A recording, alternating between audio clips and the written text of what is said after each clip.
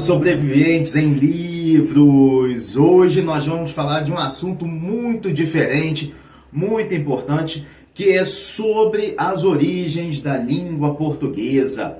A minha avó costumava dizer que quando a pessoa queria explicar alguma coisa, falar alguma coisa, ou achava que sabia alguma coisa, ela dizia um ditado muito comum na época dela. Não? Ora, nem sabes galego, queres me ensinar o português?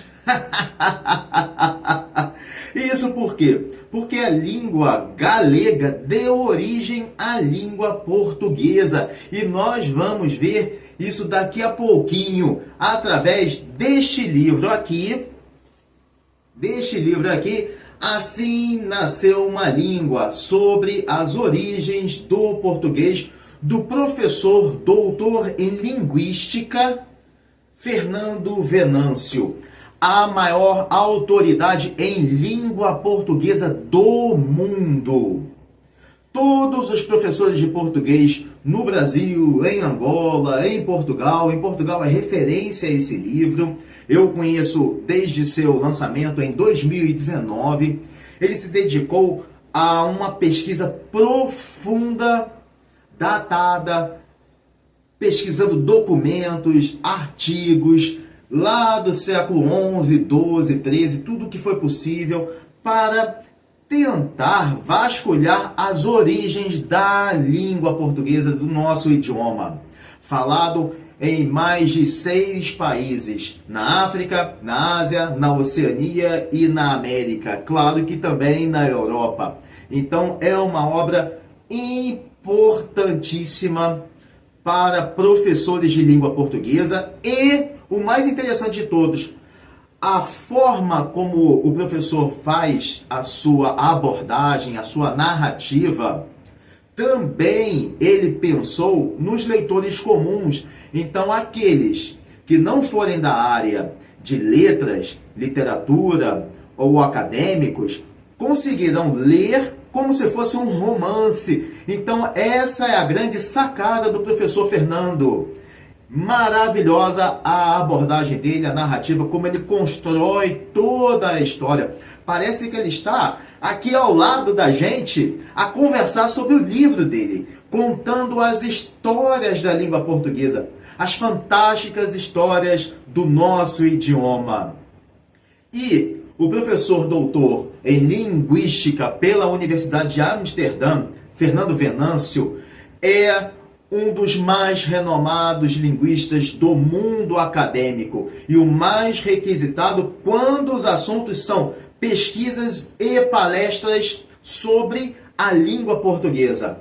Essa é uma obra, como eu falei com vocês, que explora as origens e a formação da língua portuguesa. E não só da língua, também, claro, evidentemente, que tange sobre a formação de Portugal. Ele aborda através de um olhar crítico e uma narrativa inovadora. O professor e escritor português questiona e desfaz os diversos mitos estabelecidos. O que aprendemos nas escolas? É sobre isso que ele nos leva a questionar. O que a escola nos ensinou é verdadeira? É de fato correspondente à realidade? Para então reconstruir a história do nosso idioma como um processo dinâmico de transformação e adaptação cultural e linguística. E como eu falei, ele é indicado para estudantes, especialistas, professores e principalmente escrito para o público leitor em geral.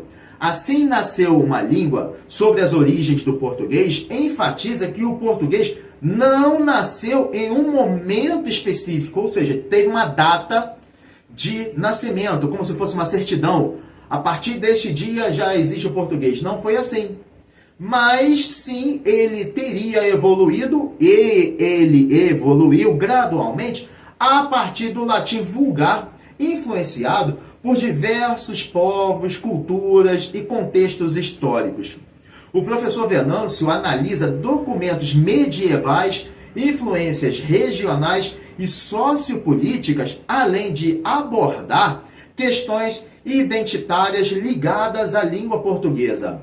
Então, o nosso dedinho de prosa de hoje é sobre o maior doutor em língua portuguesa, Fernando Venâncio, e a sua Bíblia, Assim Nasceu uma Língua, sobre as origens do português. Uma das mais extraordinárias pesquisas contemporâneas acerca da história de um dos idiomas mais respeitáveis e mais significativos para a formação da identidade nacional de portugueses, brasileiros e africanos falantes de língua camuniana.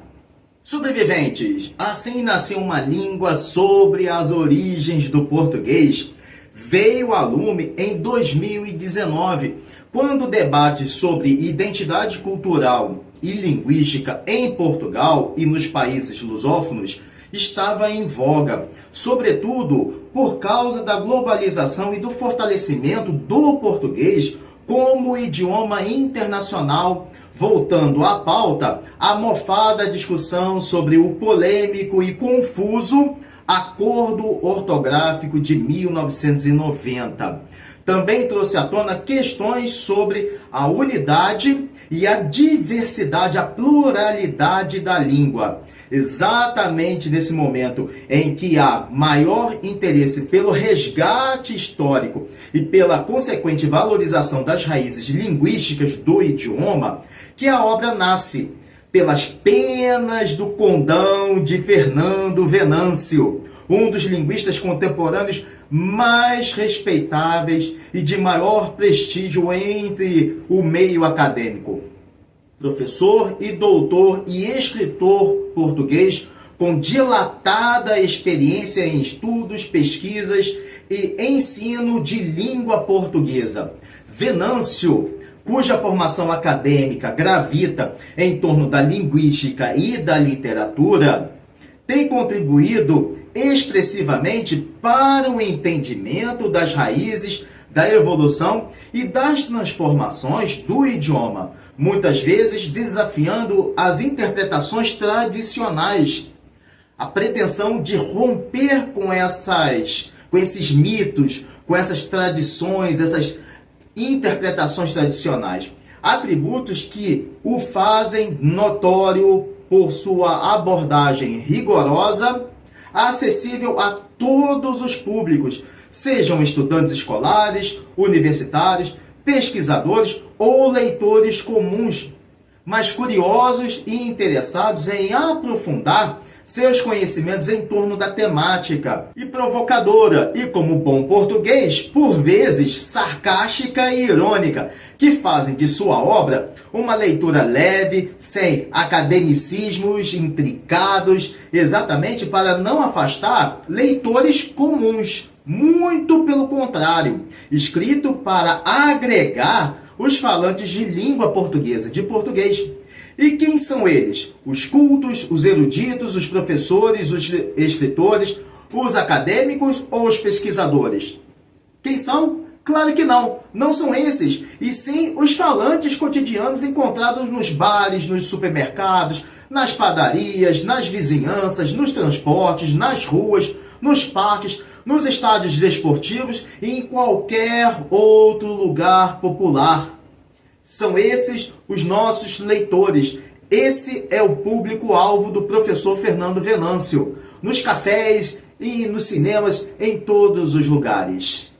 E já que estamos a falar deste escritor, linguista e professor de língua portuguesa, valorizadíssimo por seu trabalho inovador sobre a língua portuguesa e a sua história, Fernando Venâncio nasceu em 1944, na cidade de Mértola, no sul de Portugal, uma região riquíssima em história e influências culturais das mais diversas. E já que estamos a falar também em histórias e cultura, Mértola é um bocadinho árabe em Portugal, que tem a ver com o Brasil. Ficaram curiosos? Então vamos continuar a nossa historinha. Bem, vamos fazer uma viagem no tempo, voltando até logo depois da invasão muçulmana na Península Ibérica, que começou no ano 711, quando a vila era chamada Mertulá, ou Mertulá com H no final, passando ao atual nome após a Reconquista Cristã, iniciada em 718 ou 722, com a Batalha de Covadonga, liderada por Pelágio das Astúrias, e consolidada em 1249, com a conquista de Faro, em Algarve. Abrindo um parênteses aqui, lá em Faro, no Algarve, sul de Portugal, fica a famosa praia de Galé, onde foi criada a Vila Galé, que os brasileiros adoram visitar em diversos pontos no Brasil. A Vila Galé nasceu em Portugal, foi criada em Portugal, essa ideia maravilhosa que é esse balneário. Ele é português. Essa parte da retomada ocorreu durante o reinado de Sancho II de Portugal, pelas forças lideradas por Paio Pérez Correia, o comendador da Ordem de Santiago, em 1238. Para o Reino da Espanha, o fim da Reconquista só ocorreria, vejam bem, e Portugal foi primeiro. Na Espanha, a Reconquista só aconteceria 250 anos depois, com a queda de Granada em 1492. Mértola era importante porto fluvial, erguendo o seu castelo em posição dominante sobre aquele trecho do rio Guadiana, no sul de Portugal. A sua importância era tamanha que, durante um curto período do século XI, chegou a ser elevada à capital de um pequeno emirado islâmico independente, a Taifa de Mértola. Atualmente, Mértola é uma vila raiana. E eu já vou contar para vocês o que significa esse termo raiana. É uma vila portuguesa raiana, sede do município de Mértola, localizada no distrito de Beja, localizados na região do Alentejo e na sub-região do Baixo Alentejo. O município de Mértola é o sexto mais extenso de Portugal e tem 6.205 moradores, conforme o censo de 2021.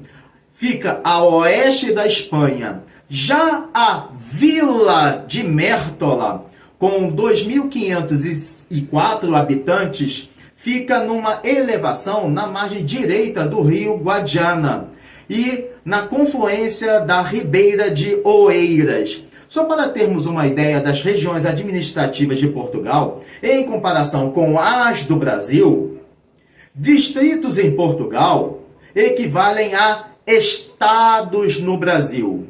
Conselhos, com C mesmo, ou municípios, são equivalentes nos dois países. Conselhos é a palavra mais utilizada. Já as famosas freguesias, que havia no Brasil colônia, são equivalentes aos distritos dos municípios, principalmente os do interior dos estados de Minas Gerais, onde normalmente são a zona rural, diferente de Portugal. Agora vocês se lembram que eu disse agora há pouco que Mértola é uma vila raiana portuguesa. Isso quer dizer que a fronteira Portugal e Espanha é conhecida pelo epíteto, o apelido de Arraia. Arraia. Em castelhano se pronuncia Larraia e em galego falada Arraia. E divide os territórios da República Portuguesa e do Reino da Espanha. E é importante que se diga que essa é a fronteira mais antiga da Europa e uma das mais antigas do mundo inteiro, estabelecida em 1143, desde o tempo do Condado Portucalense, que foi de 868 a 1143, que viria mais tarde a ser o Reino de Portugal, e também do Reino de Leão, que foi de 910 a 1230. Vejam que foi um pouco mais tarde a consolidação do Reino Espanhol, que então, há quase 900 anos, os limites jamais foram alterados. Essa fronteira é aberta, ou seja, livre de controles de passagem desde 1995. Raia também pode ser entendida como o espaço geográfico de um e de outro lado da fronteira política, em que as populações partilham elementos históricos, linguísticos, culturais e econômicos entre si. E vocês estão a se perguntar agora, e onde entra o Brasil nessa história toda, professor Renato? Em Mértola, vejam bem, nasceu um sertanista. Prestem bem atenção. Nasceu um sertanista português, obviamente, que viria a ser um dos mais admiráveis bandeirantes, responsável por expandir as fronteiras brasileiras dentro dos domínios tanto de espanhóis quanto de membros de missões jesuíticas. Antônio Raposo Tavares, o Velho, conhecido como o Velho, que nasceu viveu entre 1598 e 1659. Vocês ligaram o nome? Prestaram atenção no nome? Antônio Raposo Tavares. E se eu disser a todos, rodovia Raposo Tavares? Agora se ligaram, não? A SP-270, que se inicia na zona oeste da cidade de São Paulo e termina no município de Presidente Epitácio, lá na divisa de estado com o Mato Grosso do Sul. Viram só que interessantíssimo? Como quase 100% dos bandeirantes e navegadores, como o próprio Pedro Álvares Cabral, Antônio Raposo Tavares tinha sua mãe judia, recém-convertida pela Inquisição, a fé católica, e o seu pai de ancestrais também judeus convertidos em tempos ainda mais remotos, em tempos ainda mais anteriores. Os prismas da religião e da educação, Antônio recebeu influência judaica ao lado do cristianismo católico, que contribuiu para muitas superstições religiosas existentes tanto em Portugal, mas de forma mais branda, como em cidades da Serra da Estrela, a natal de Cabral Belmonte, e Guarda, na Serra da Estrela. Como também, além de Portugal, no Brasil, só que no Brasil de forma mais presente. Raposo Tavares serviu a Dom Francisco de Souza, um fidalgo português e 7º governador do Brasil, que o condecorou, que o armou Cavaleiro da Távola Redonda, Cavaleiro da Casa Real. Fantástico, não? Fantástico! Quanta história! Isso é maravilha! Quanta informação maravilhosa! Essa é a dinâmica do conhecimento. Um que conduz a outro, que conduz a outro, que conduz a outro. Como aquelas pastas do Windows. Uma pasta dentro da outra, dentro da outra, dentro da outra, que lá está o arquivo. Mas agora vamos voltar a Fernando Venâncio, que cresceu em um pomar rico, intelectualmente, fértil para amadurecer os frutos de seu interesse e seu amor pela cultura e pela linguagem. Após viver toda a sua infância em Mértola, já rapaz, Fernando dedicou-se aos estudos universitários em filosofia e linguística, graduando-se em Portugal e prosseguindo-os no mestrado, doutorado e pós-doutorado ou pós-doc nos Países Baixos, onde residiu durante a maior parte de sua vida adulta, tornando-se professor na Universidade de Amsterdã, uma das mais renomadas da Europa, ao lecionar linguística, história da língua portuguesa, literatura e temas relacionados à cultura lusófona, por meio de uma visão mais ampla e crítica sobre o idioma. Além disso, o professor também trabalhou em diversas outras instituições de ensino, consolidando sua posição como o maior nome acadêmico quando alguém se refere ao estudo da língua portuguesa, suas origens e sua evolução.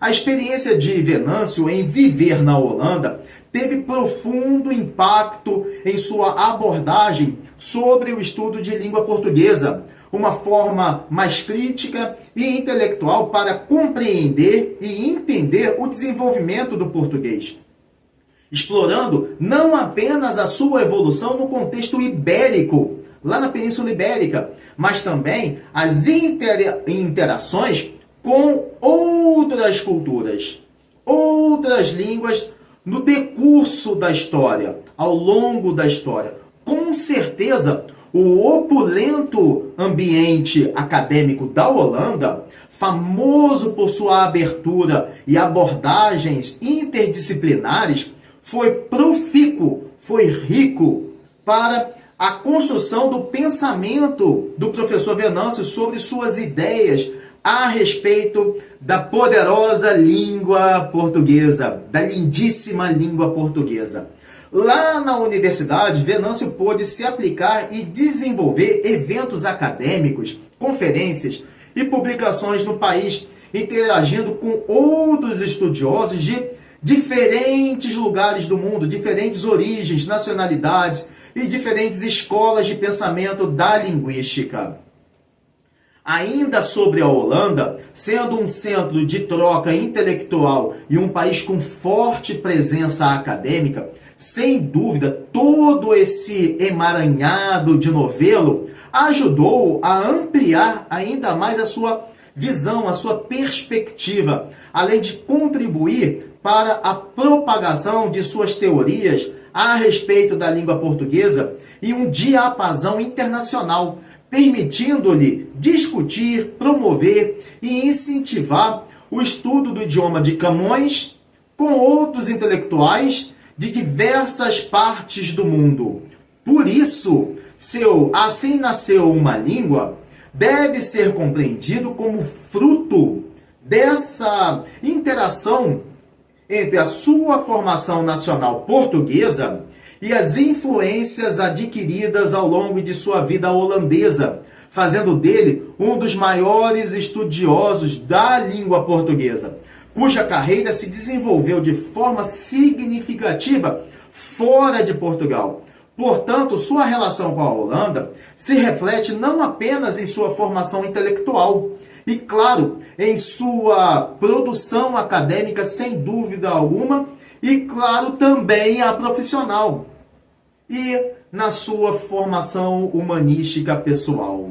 O discreto e reservado Fernando Venâncio, entusiasmado por grandes linguistas, historiadores da língua, da cultura e da história lusófona, se preocupa muito em discorrer em suas obras temas que desafiam as ideias convencionais e o senso comum.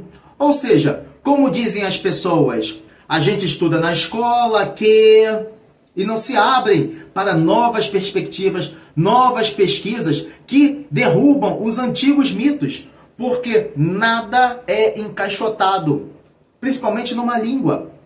Documentos são descobertos, pesquisas são refeitas, reanalisadas, e aquilo que se estudou 40 anos atrás, 30 anos atrás, 50 anos atrás, já não condiz mais com a realidade das novas pesquisas que, de fato, reescrevem a história. Foi achado um documento anterior ao último encontrado e, claro, que isso faz com que a história seja reescrita de uma forma lógica, de uma forma realmente histórica. Eu já trabalhei com diversos professores e professoras que pensam que o conhecimento é aquele fechado, hermético, que ele não evolui. Não evolui é o pensamento da pessoa. Aprendi gramática dessa forma e é dessa forma. Aprendi literatura dessa forma e vai ser assim. Não.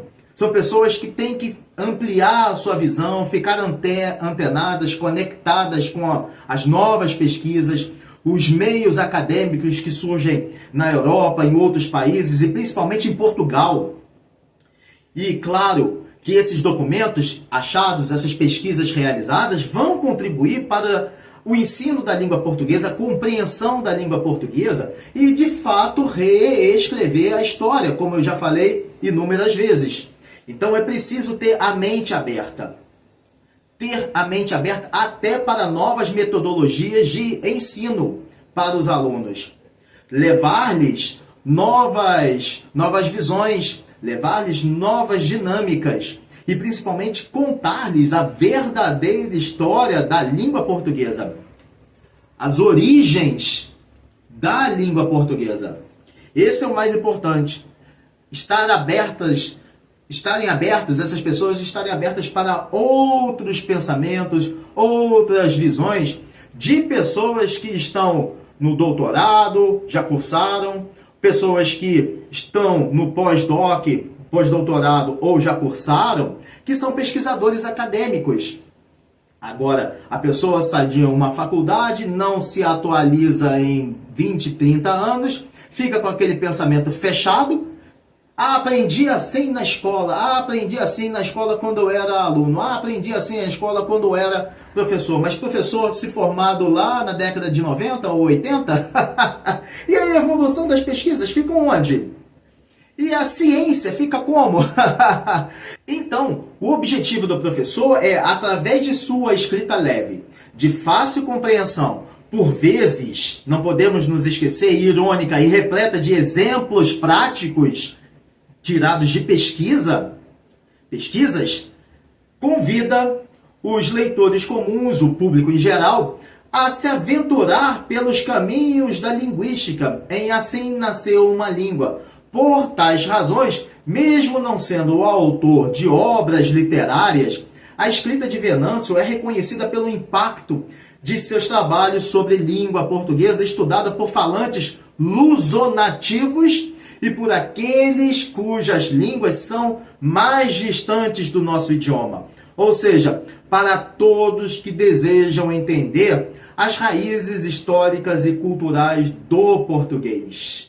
Sobreviventes, aproveitando esse ensejo, de vez em quando eu recebo alguns e-mails de pessoas perguntando sobre literatura, como é a minha didática de literatura em sala de aula, no ensino de língua portuguesa também.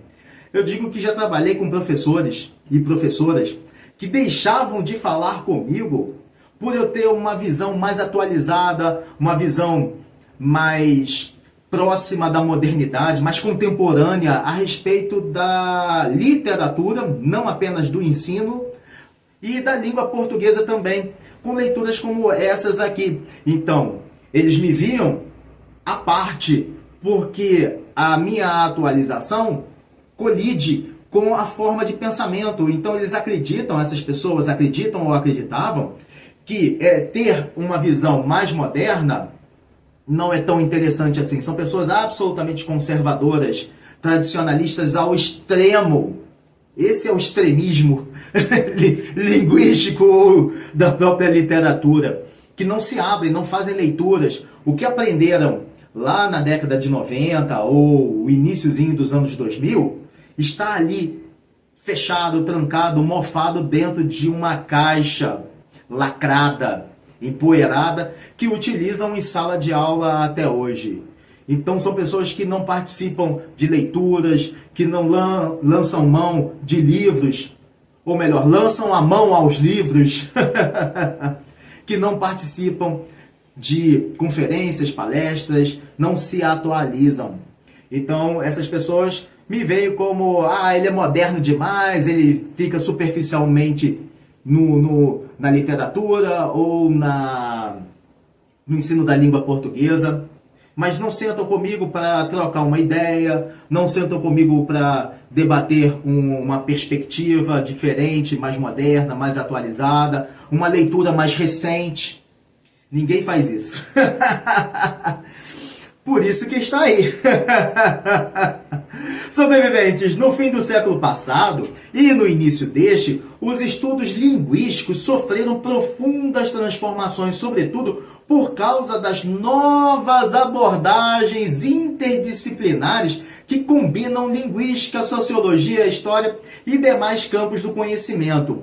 Em Portugal, o interesse pela história da língua pátria, desse idioma delicioso e sua evolução tornou-se mais presente graças a questões relacionadas com a identidade cultural e a preocupante globalização.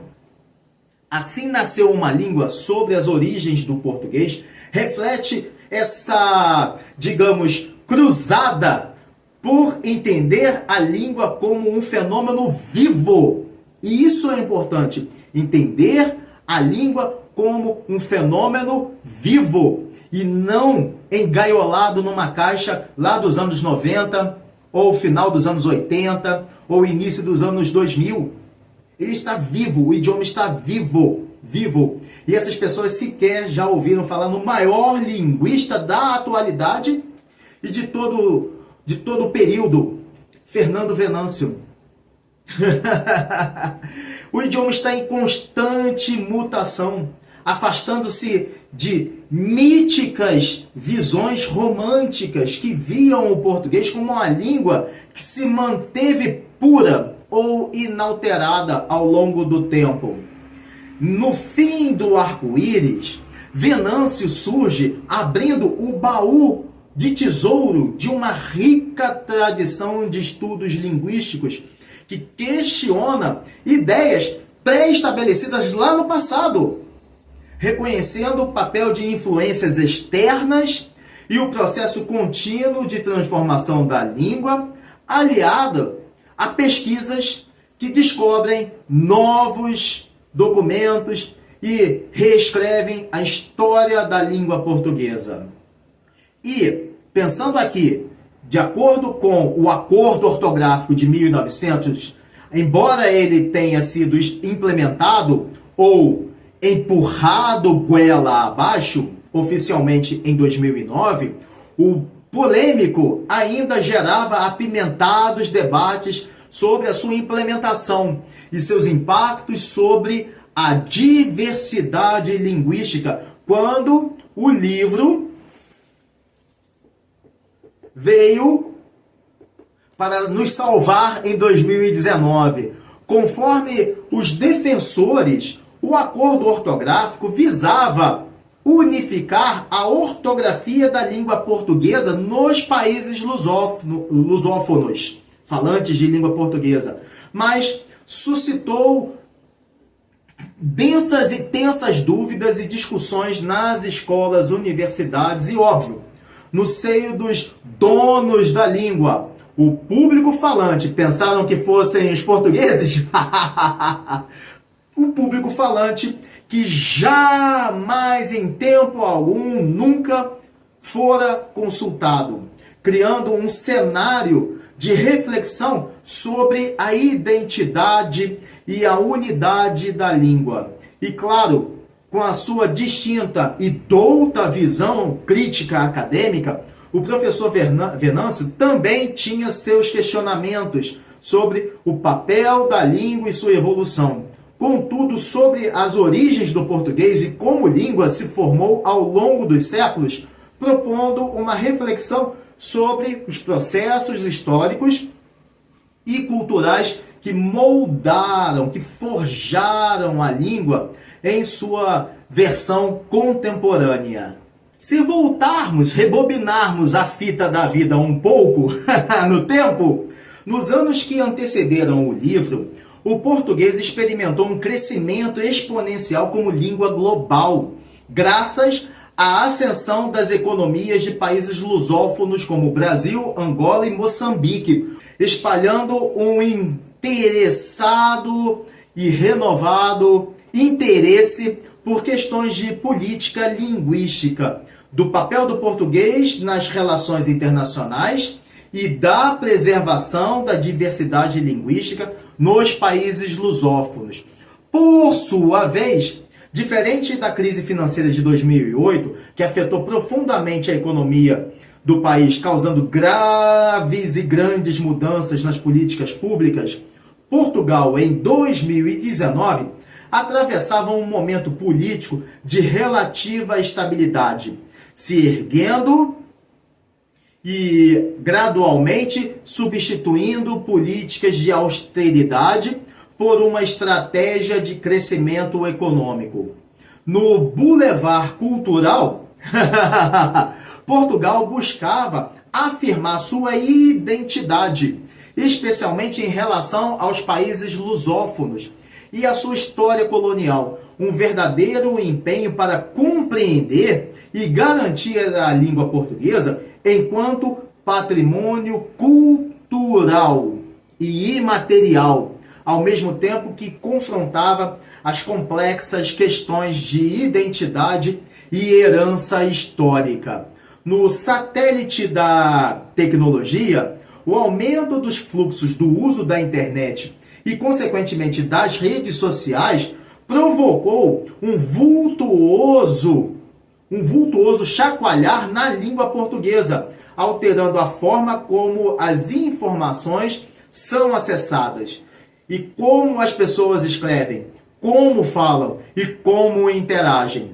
Por essas razões, a necessidade da normatização da língua, proposta no link do acordo ortográfico, se conecta com o fenômeno da globalização digital, em que a língua portuguesa se vê cada vez mais sujeita a velozes modificações e influências externas, renovando os processos históricos que dão forma ao idioma. Sobreviventes, assim nasceu uma língua, sobre as origens do português, do professor doutor Fernando Venâncio. Está dividida em 8 capítulos, cujos títulos dão pista a respeito da discussão temática. O capítulo 1, ou capítulo 1, a língua portuguesa e suas origens, oferece uma introdução ao cerne do livro, óbvio, a origem da língua portuguesa, com o professor Venâncio a narrar sobre como nasceu o português, desmistificando, ou seja, quebrando as ideias de que ele teria surgido de repente, brotou. A língua portuguesa é fruto de um longuíssimo processo de evolução do latim vulgar, que foi influenciado por vários povos, várias culturas e circunstâncias históricas absolutamente diferentes. No capítulo 2 ou 2, o latim vulgar e a formação do português, o professor doutor explica a história do latim vulgar, a língua falada pelos romanos durante o Império Romano, e como ela originou os romances como português, o espanhol, o francês, o italiano, as maiores línguas neolatinas ou novas do latim. Venâncio nos conduz para observarmos como o latim se transformou durante a passagem do tempo, com o contato com diferentes povos, como os bárbaros, e como as variantes regionais do latim deram origem a diferentes línguas vernáculas. Entre elas também o romeno, o romanche na Suíça, o galego, o catalão, o castelhano. A partir desse ponto, o professor explica como o português começou a se diferenciar das outras línguas românicas. E já que eu falei do castelhano, pensem castelhano igual a espanhol, porque é o idioma falado na região de Castela, cuja capital é Madrid. E já que falamos nos povos bárbaros, o legado deles aparece no capítulo 3, Influências Externas, o papel dos bárbaros. sobre como as invasões e as influências dos povos germânicos, ou seja, de origem da atual Alemanha, como os suevos, visigodos e vândalos, que ocuparam a Península Ibérica após a queda do Império Romano, e como suas línguas germânicas, as línguas alemãs, deixaram marcas profundas no português, influenciando aspectos do vocabulário e até da fonologia da então futura língua de Fernando Pessoa. Algum tempo depois dos bárbaros, foi a vez dos mouros também contribuírem para a riqueza linguística portuguesa, por longos quase 800 anos de presença muçulmana na Península Ibérica. O professor Venâncio explica, no decurso do capítulo 4, a influência árabe na formação do português, como o domínio mouro deixou seu registro, principalmente no vocabulário, com muitas palavras do português moderno enraizadas em palavras árabes, que em muito contribuíram para o desenvolvimento da língua em seus primeiros séculos. E, após os anos mouros, é a vez de, no capítulo 5, quinto, o período medieval e a consolidação do português, Venâncio falar sobre a consolidação da língua durante a Idade Média, quando o idioma se firmou como língua distinta, separada do galego-português, uma língua comum falada nas regiões do norte da Península Ibérica, e como a língua foi moldada por diferentes fatores sociais e políticos. Naquela época, o português medieval passou a ser escrito em documentos oficiais e na literatura, sobretudo com o fortalecimento do Reino de Portugal. A caravela de Venâncio vai chegando ao fim de sua viagem no capítulo 6º, a língua portuguesa no contexto colonial, quando o professor relata sobre a expansão da língua portuguesa para mares nunca dantes navegados, além da Península Ibérica, e como o português interagiu com as línguas indígenas e africanas. Após o século XV, com as grandes navegações e a colonização portuguesa, a língua começou a explorar outras regiões do mundo: África, Ásia e América. Oceania também, onde criou variações e adaptações regionais que resultaram nas diferentes formas do português falado hoje.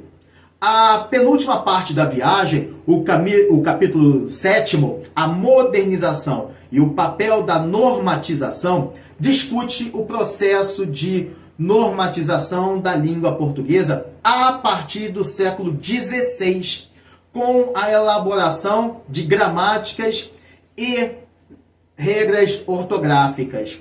Venâncio examina como, ao longo do tempo, o português foi sendo padronizado em razão da influência de intelectuais e escritores literários da época, como o padre Antônio Vieira e, claro, Camões também, que foram dando colorido à língua escrita. E, finalmente, a caravela de Venâncio encontra porto para atracar no capítulo 8º, o português contemporâneo e suas diversidades. Para o capitão desvelar o português moderno e sua enorme diversidade, enfatizando as variações regionais, os diferentes dialetos falados em todos os países lusófonos e os desafios enfrentados pela língua portuguesa, mormente no contexto da globalização e, claro, das novas formas de comunicação. Sem se esquecer do astrolábio que aponta para as dificuldades e as controvérsias surgidas quando se pretende homogeneizar a ortografia de uma língua tão diversificada. o professor Venâncio reflete sobre o polêmico Acordo de 1990. Na conclusão, a língua como fenômeno vivo, Venâncio reforça a ideia de que a língua portuguesa é um fenômeno vivo, em constante variação, e sintetiza os pontos principais discutidos ao longo do livro, de que a língua deve ser entendida e compreendida, jamais como algo imutável, dentro de uma caixa fechada ou congelado no tempo, como um mamute, por exemplo, e sim como um reflexo das mudanças históricas, sociais, políticas e culturais, e o resultado de séculos de interações e transformações. Sem dúvida nenhuma, cada capítulo do livro contribui e conduz quem o lê para um entendimento mais amplo e detalhado do pomar para saborear os frutos deste bulevar frondoso, rico de árvores da história da nossa língua portuguesa. Para estudiosos, uma leitura essencial, e para leitores comuns, mais ainda, por ser extremamente interessante e até, por que não, com curiosidades e muitas surpresas históricas a desmistificarem o dito pelo senso comum, para conhecerem os fatos sobre as origens da língua e da cultura portuguesas. Sobreviventes, a principal curiosidade de Assim Nasceu uma Língua sobre as origens do português é a forma como Venâncio desmistifica, ou seja, quebra todos os mitos sobre a origem do português. Ele desafia a ideia de que a língua portuguesa nasceu de forma simples ou de repente, como muitos ainda acreditam, e a apresenta como um processo complexo que foi se moldando ao longo de muitos séculos, pela convivência de diferentes povos e culturas.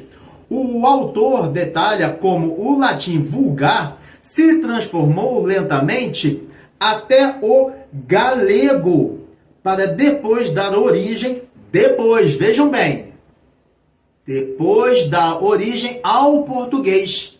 Logo, o galego nasceu primeiro que a língua portuguesa. O português, com influências de línguas germânicas, árabes e outras. E eu falei em galego, vocês perceberam. O galego e o português nasceram como variantes de um mesmo tronco linguístico.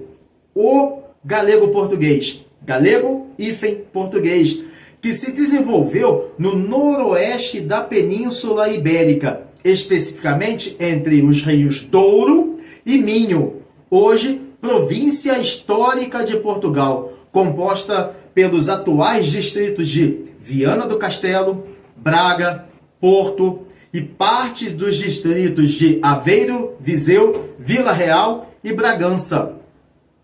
Nessa província foi onde nasceu a nacionalidade de Portugal e até hoje possui um forte perfil e coesão identitários em termos físicos, naturais, humanos e sociais, sendo uma nomenclatura recorrente usada por vários e vários demógrafos para se referirem ao noroeste de Portugal, ao Minho e ao Douro litoral, cujas principais cidades eram, desde os séculos IX e XII, e ainda são o Porto e Braga. Durante esse período, o galego-português era falado tanto na Galícia quanto nas áreas que, mais tarde, se tornariam Portugal. Do ponto de vista linguístico, as primeiras manifestações escritas do galego-português não diferenciam galegos e portugueses, sendo ambas reflexos da língua falada na época. Além disso, a riqueza da literatura medieval em galego-português como as cantigas de amor, as cantigas de amigo, as cantigas de escárnio e as cantigas de maldizer, confere a unidade linguística e cultural entre os dois povos. Com o tempo, o distanciamento entre galego e português foi, em grande parte, consequência de fatores políticos e históricos, e não apenas linguísticos, como muitos acreditam, como muitos pensam. A independência de Portugal, em 1143, que originou o Reino de Portugal, a coroa de Dom Afonso Henriques, marcou o início da separação política entre a Galícia, que permaneceu sob o domínio do Reino de Leão, e posteriormente de Castela, e Portugal, influenciando diretamente na evolução das línguas. Enquanto o português se consolidava como uma língua oficial de um reino independente, o galego foi gradualmente, ou seja, passo a passo, substituído pelo castelhano como língua oficial e de prestígio na própria Galícia a partir do século XV, ou século XV. Venâncio ressalta que essa castelhanização causou um profundo choque no status do galego, que passou a ser visto como uma língua apenas de uso popular, em contraste com o português, que ganhou projeção internacional. E em relação ao galego e ao português na atualidade, Venâncio analisa como o galego e o português se desenvolveram de maneira muito distinta até os dias de hoje. Na Galícia, ou seja, no norte de Portugal, o galego é atualmente uma língua co-oficial ao lado do espanhol, mas enfrenta desafios relacionados à sua preservação e ao seu prestígio. O professor reconhece que, apesar de toda a sua riqueza histórica, o galego ainda sofre com o choque dos séculos de marginalização. Já o português, por sua vez, tornou-se uma língua internacional com mais de 280 milhões de falantes nativos espalhados por diversos continentes. Sem dúvida, um respeitável desenvolvimento impulsionado de início pela expansão marítima portuguesa, as grandes navegações e pela colonização, e ao longo dos séculos ganhando cada vez mais espaço e importância, graças à produção de obras literárias e demais fatores.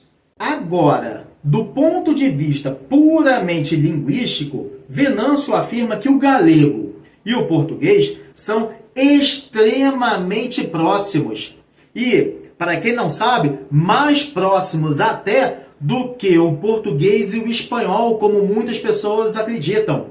A língua mais próxima do português é o galego e não o espanhol, compartilhando muitas características gramaticais, lexicais e fonéticas, sendo mutuamente inteligíveis em muitos casos.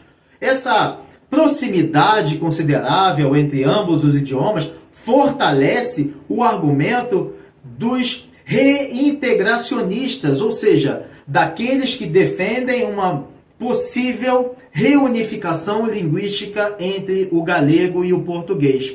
No entanto, o professor enfatiza que a separação entre o galego e o português não se trata apenas de uma questão meramente linguística, mas profundamente cultural, histórica e política. Para muitos galegos, a língua galega é uma parte essencial e fundamental da sua identidade regional, distinta da identidade portuguesa. Por exemplo, já sabemos que existem pontos de convergência, mas Venâncio também aponta algumas diferenças que as distanciaram ao longo da roda do tempo. A pronúncia do galego tende a ser mais próxima do espanhol, enquanto o português tem características sonoras próprias, como a redução vocálica e o uso da terminação ão. Mesmo com muitas palavras em comum, quase todo o vocabulário, o galego incorporou mais empréstimos do castelhano ou espanhol, enquanto o português adotou influências de outras línguas, como o árabe e o francês. A padronização ortográfica do galego seguiu influências castelhanas, enquanto o português adotou normas que o distanciaram visualmente.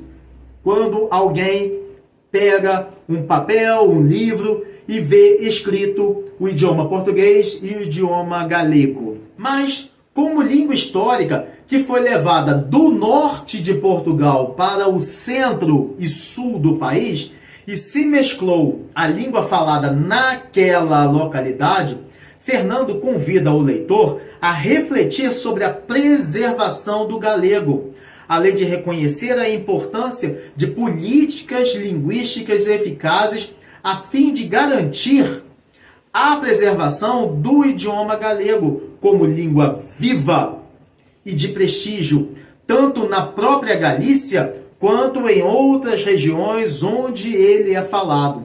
Já o português tem uma amplitude visivelmente muito maior em sua pluralidade, que hoje inclui variantes de países como Brasil, Angola e Moçambique e demais outros países, uma força a refletir o caráter dinâmico e inclusivo da língua portuguesa.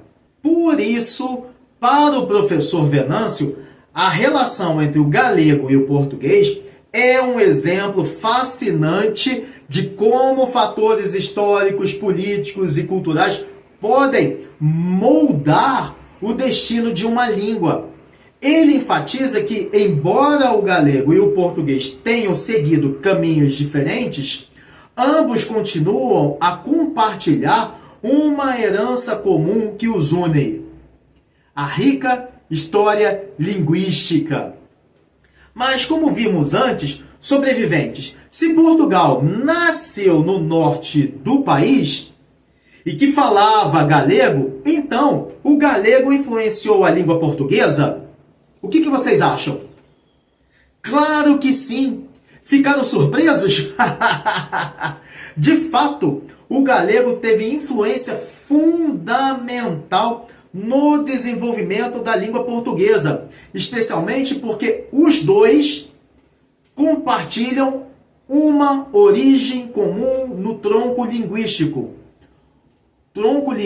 galego-português, que se formou no noroeste da Península Ibérica durante a Idade Média, entre os séculos 9 e 12. Durante aquele período, não havia distinção significativa entre as duas variantes, já que eram a mesmíssima língua, utilizada na fala oral e nas produções jurídica e literária.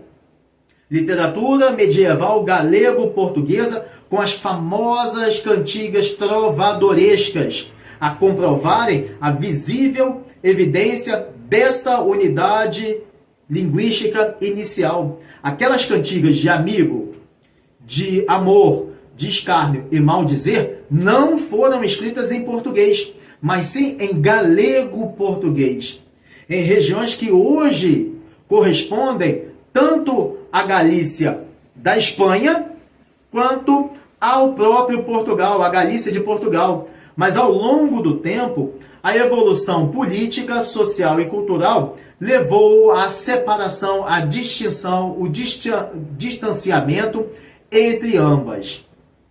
Afonso Henriques, que nasceu em 1109 no Castelo de Guimarães, em Braga, e que fica ao norte de Portugal, e faleceu em dezembro de 1185, foi aclamado rei dos portugueses em 1139 e coroado como primeiro rei de Portugal, sob os cognomes de O Conquistador e O Fundador.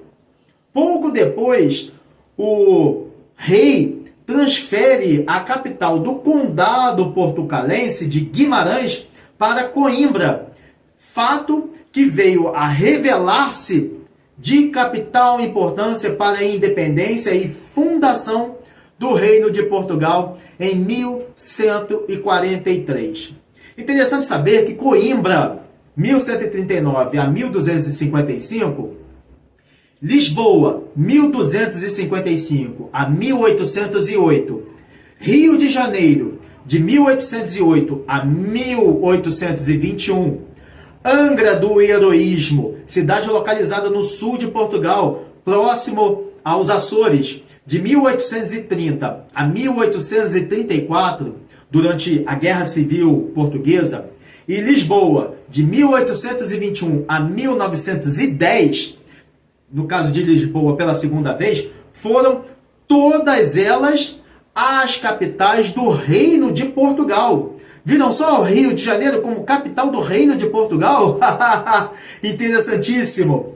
Mas vamos voltar a 1143, quando Portugal se tornou um reino independente e iniciou-se o processo de diferenciação linguística. O galego ainda influenciava diretamente na fonética e na morfologia. O desenvolvimento do português. Até hoje, diversas características fonéticas da língua portuguesa derivam do galego português, principalmente a palatização de sons.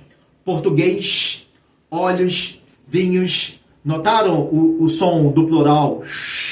Ele é originário do galego português e não do carioquês, como é amplamente considerado. E outras palavras como hoje, filho, paixão, chorar, chamar, achar, raspar, já, ginástica, rasgar, e certas estruturas gramaticais também. Notaram os sons? Ficaram surpresos quanto à origem desse fonema? Sem dúvida, a produção literária medieval em galego-português consolidou estruturas, estilos e formas poéticas que foram absorvidos pelo português, como podemos atestar nas cantigas de amigo e de amor originadas na Galícia e que moldaram profundamente a tradição literária de Portugal, graças aos vários poetas portugueses da época, como o rei Dom Dinis I, 1261 a 1325, período em que ele viveu, considerado e conhecido como o rei lavrador ou o rei trovador, apaixonado pelas artes e pelas letras, cuja escolha de temas, uso de metáforas e estilo das cantigas tem influências perpétuas na literatura portuguesa. Mas, apesar das mesmas origens, das mesmas raízes, somente a partir do século XV, a língua galega começou a sofrer um processo de castelhanização devido à união política e cultural da Galícia com Castela. Por outro lado, o português amadurecia como língua oficial de um reino independente, de um novo reino independente, ainda que preservando muitas características do idioma galego-português medieval. Um outro fator determinante para o processo de separação foi a distância política e cultural entre Portugal e a Galícia, que diminuiu o contato natural direto entre as duas variantes. Até hoje, são visíveis as diversas características linguísticas que os dois idiomas compartilham. Na fonética, como vimos há pouco, ambos apresentam uma proximidade sonora, embora o galego tenha sido mais influenciado pela pronúncia espanhola moderna. No vocabulário, muitas palavras e expressões idiomáticas são praticamente idênticas ou têm raízes comuns nos dois idiomas. E nas estruturas gramaticais, há uma forte semelhança no uso de pronomes, tempos verbais e outros aspectos morfológicos que o próprio galego não compartilha com o espanhol. Então, como afirma o professor doutor Fernando Venâncio, o galego não apenas influenciou o português, como foi pilar fundamental na sua formação. Como poderíamos dizer, a placenta na formação da língua portuguesa. Portanto, para a história da língua portuguesa ser de fato conhecida, compreendida, é preciso considerar as suas raízes galegas, uma vez que a separação entre o galego e o português foi muito mais política do que linguística em si. Esse link histórico ressalta a riqueza e a profundidade cultural das duas línguas, dos dois idiomas, até que os dias de hoje compartilham traços muito marcantes. Por isso, reconhecer essa influência é essencial para a compreensão da evolução da língua portuguesa. Então, de acordo com o livro de Venâncio, o galego é mais antigo do que a língua portuguesa? Claro! De acordo com Assim Nasceu uma Língua sobre as origens do português, o galego é mais antigo do que a língua portuguesa. Ora, pois, o galego-português é a matriz comum de ambas as línguas. E que suas primeiras manifestações ocorreram na região da Galícia e no norte de Portugal entre os séculos 9 e 12, e não havia distinção clara entre quem falava galego e quem falava português. Somente após a independência de Portugal em 1143, o galego-português, que começou a se formar no noroeste da Península Ibérica, a partir dele sim, do latim vulgar trazido pelos romanos, se dividiu em duas línguas distintas, com o português sendo escolhido como língua oficial do novo reino, em detrimento da língua mais antiga, o galego, que passou a perder espaço político e literário no cenário para o castelhano ou espanhol. Numa breve linha do tempo, a origem do latim vulgar, de cuja língua derivam o galego e o português, chegou à Península Ibérica durante a colonização romana no século III a.C. em diante. No noroeste da Península Ibérica, na atual Galícia e norte de Portugal, o latim sofreu transformações específicas que levaram ao surgimento do galego-português entre os séculos 9 e 12. Durante a Idade Média, o galego-português era a língua falada e escrita tanto na Galícia quanto no território que viria a ser Portugal. Assim, nesse período, não havia distinção óbvia entre o galego e o português. A distinção entre o galego e o português só começou a surgir devido aos fatores políticos e geográficos que já vimos antes. Quando o português se torna independente e passa a ser considerado uma língua separada do galego, a partir do século XIII, é neste momento em que as línguas definitivamente se afastam. E é interessante que a primeira gramática portuguesa do escritor Fernão de Oliveira só aparece em 1536, ou seja, 400 anos após a independência política de Portugal, consolidando definitivamente a língua portuguesa como uma língua autônoma.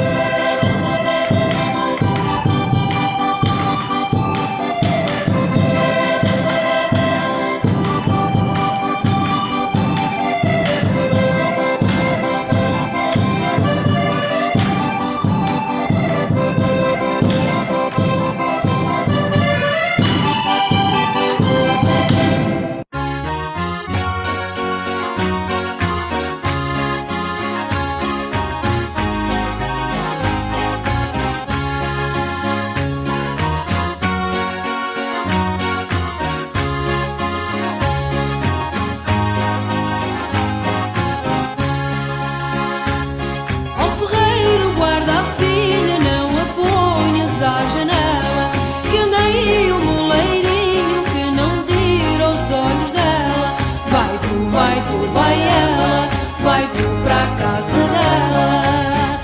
És do meu gosto, és da minha opinião, hei de amar a moreninha da raiz do coração. És do meu gosto, és da minha opinião, hei de amar a moreninha da raiz do coração. Ó ferreiro, guarda a filha, não a ponhas ao festivo, que anda aí o moleirinho que a quer levar consigo. Vai tu, vai ela, vai tu para a casa dela. És do meu gosto, és da minha opinião, hei de amar a moreninha da raiz do coração. És do meu gosto, és da minha opinião, hei de amar a moreninha da raiz do coração. Ó ferreiro, guarda a filha, não a ponhas no quintal, que anda aí o moleirinho que a quer por bem ou mal. Vai tu, vai ela, vai tu para a casa dela. És do meu gosto, és da minha opinião, hei de amar a moreninha da raiz do coração. És do meu gosto, és da minha opinião, hei de amar a moreninha da raiz do coração. Uau, sobreviventes! Quantas histórias interessantíssimas que envolvem uma das línguas mais faladas na Europa. Cheias de curiosidades políticas, sociais, literárias e, claro, não poderia ser diferente, linguísticas que formam o mosaico colorido, o arco-íris da história da língua portuguesa e a sua cultura luso-afro-brasileira, que nos linkam aos momentos históricos e literários de Portugal.